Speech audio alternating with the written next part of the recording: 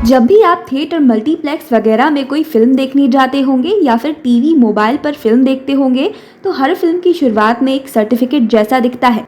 जैसा कि इस तस्वीर में दिख रहा है, ये सर्टिफिकेट करीब 10 सेकंड के लिए स्क्रीन पर दिखाया जाता है। बहुत से लोग इसे नजरअंदाज कर देते होंगे, लेकिन कई बार इसको लेकर लोगों के मन में सवाल तो उठता ही है कि आखिर ये सर्टिफिकेट क्यों दिखाया जाता है और इस सर्टिफिकेट को दिखाने का मतलब क्या बनता है। तो ऐसा माना जाता है कि फिल्में समाज का आईना होती हैं, यानी इन फिल्मों में वही दिखता है जो कि समाज में घटित होता है। ये बात 100% सच मालूम नहीं पड़ती है, क्योंकि बहुत सी फिल्में सिर्फ कल्पना पर आधारित होती हैं और इनमें कुछ ऐसी गलत चीजें दिखाई जाती हैं जो कि भारत में सेंसर बोर्ड को इनके रिलीज होने से मना करना पड़ता है। क्या आप जानते हैं कि सेंसर बोर्ड किस तरह से फिल्मों के रिलीज होने पर प्रतिबंध लगाता है और उनको किस आधार पर अलग अलग तरह के सर्टिफिकेट दिए जाते हैं? तो आज आपको इस वीडियो में पूरी जानकारी देंगे। तो भारत की फिल्मी दुनिया में हर साल लगभग 1250 से ज्यादा फीचर्स फिल्में और शॉर्ट फिल्में बनती हैं। एक मोटे अनुमान के अनुसार भारत में हर दिन लगभग 15 मिलियन लोग फिल्में देखते हैं।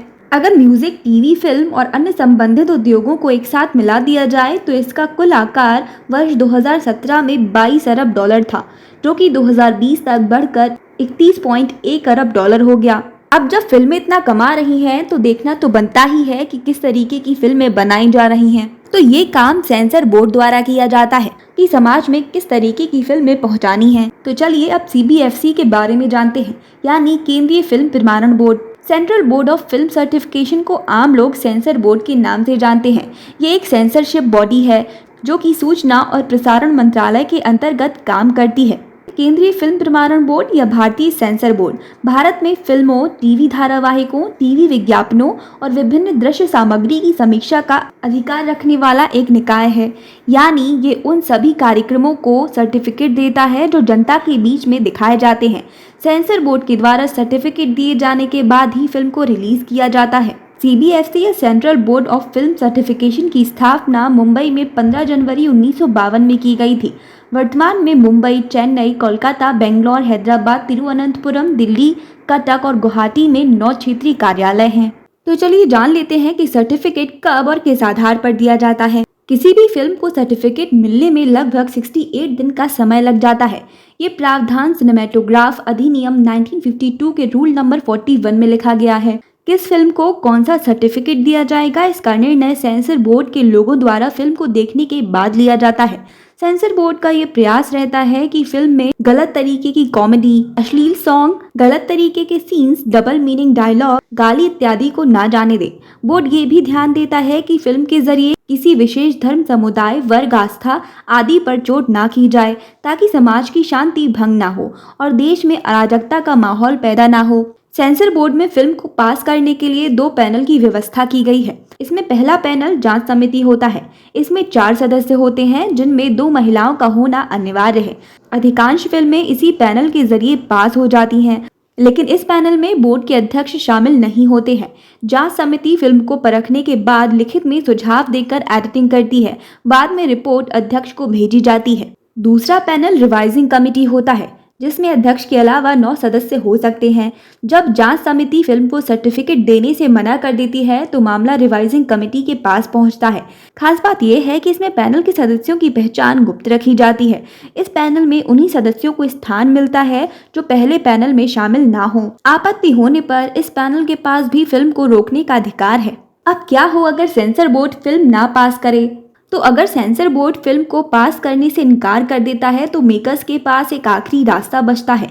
मेकर्स फिल्म का सर्टिफिकेट हासिल करने के लिए कोर्ट का दरवाजा खटखटा सकते हैं। हालांकि इस प्रक्रिया में काफी समय लग जाता है। अब चलिए जान लेते हैं कि कितने सर्टिफिकेट होते हैं और ये किन फिल्मों को दिए जाते हैं।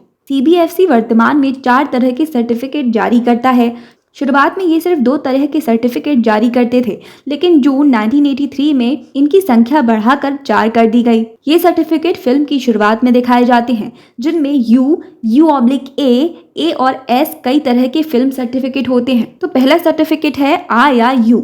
इन फिल्मों को सभी आयु वर्ग के व्यक्ति देख सकते हैं। जिन फिल्मों को U सर्टिफिकेट मिलता है उनमें किसी तरह की अश्लील सामग्री, हिंसा या गालियां नहीं होती हैं। यानी इस सर्टिफिकेट की फिल्मों को पूरे परिवार के साथ बैठकर देखा जा सकता है, जैसे कि हम आपके हैं कौन, बागवान, हम साथ साथ हैं। दूसरा सर्टिफिकेट है U/A, इसे AWA भी लिखा जाता है। इस तरह की फिल्मों के कुछ दृश्यों में हिंसा, अश्लील भाषा जैसी सामग्री हो सकती है। इस श्रेणी की फिल्मों को केवल 12 साल से बड़े व्यक्ति किसी अभिभावक की उपस्थिति में ही देख सकते हैं, जैसे कि बाहुबली, चेन्नई एक्सप्रेस इस सर्टिफिकेट में शामिल होते हैं। पर यहाँ पर यह बताना जरूरी है कि इसी सर्टिफिकेट को सबसे ज्यादा इशू किया जाता है। ऐसी बहुत सी कम फिल्में हैं जिन्हें पहला सर्टिफिकेट मिलता है। तीसरा सर्टिफिकेट है A सर्टिफिकेट। A सर्टिफिकेट उन फिल्मों को दिया जाता है जो कि अश्लील होती हैं और ऐसी फिल्में सिर्फ वयस्क यानी 18 साल या उससे अधिक उम्र वाले व्यक्ति ही देख सकते हैं। चौथा सर्टिफिकेट है S सर्टिफिकेट। ये विशेष श्रेणी है और बहुत कम ही दी जाती है। ये उन फिल्मों को दी जाती है जो कि विशिष्ट दर्शकों जैसे कि इंजीनियर्स या डॉक्टर्स के लिए बनाई जाती हैं। ये सर्टिफिकेट बहुत कम ही जारी होता है क्योंकि ऐसी फिल्में बनती ही नहीं है, या फिर कहें तो बहुत कम बनती हैं। अब सवाल ये उठता है कि जो विदेशी फिल्में भारत में रिलीज की जाती हैं, क्या उनके लिए भी सर्टिफिकेट होता है या डब्ड फिल्मों के लिए भी सर्टिफिकेट जारी किया जाता है? तो ऐसा नहीं है कि सिर्फ भारत में बनी फिल्मों के लिए ही सर्टिफिकेट जारी किए जाते हैं, बल्कि आयातित विदेशी फिल्मों, डब्ड फिल्मों और वीडियो फिल्मों को भी ये सर्टिफिकेट जारी किए जाते हैं। सामान्य मामलों में डब्ड फिल्मों के लिए CBFC अलग से कोई सर्टिफिकेट जारी नहीं करता। यहाँ आपको बता दें कि केवल दूरदर्शन के लिए बनाई फिल्मों के लिए CBFC के सर्टिफिकेट की जरूरत नहीं पड़ती है, क्योंकि दूरदर्शन को इस प्रकार के सर्टिफिकेट से छूट प्रदान की गई है। इसके अलावा दूरदर्शन के पास ऐसी फिल्मों की जाँच करने की अपनी प्रणाली है। समय समय पर 1952 के अधिनियम में संशोधन किए गए हैं ताकि इसे बदलते हुए समय के अनुकूल बनाया जा सके, लेकिन अब भारत का सिनेमा और दर्शकों दोनों में ही बहुत बदलाव आ चुके हैं। इसीलिए सरकार इस पुराने अधिनियम के स्थान पर नया अधिनियम लाने की बात सोच रही है। कई बार सेंसर बोर्ड पर भी सवाल उठाए जा चुके हैं, क्योंकि कुछ ऐसी फिल्में भी रिलीज की जा चुकी हैं जो कि नहीं होनी चाहिए थी। इन पर धांधली के आरोप भी लग चुके हैं, लेकिन इन सब आरोपों से सेंसर बोर्ड द्वारा इनकार कर दिया गया। अब भगवान ही जान सकता है कि ये सच है या गलत, लेकिन अगली बार जब आप फिल्म देखने जाइएगा या घर पर कोई फिल्म देखिएगा तो सर्टिफिकेट पर नजर जरूर डालिएगा और पहचानने की कोशिश करिएगा कि ये सर्टिफिकेट किस तरीके की फिल्म को दिया गया है और कैसे लोग इसे देख सकते हैं। उम्मीद है कि आपको जानकारी पसंद आई हो। अगर पसंद आई हो तो वीडियो को लाइक और चैनल को सब्सक्राइब जरूर कर लीजिएगा।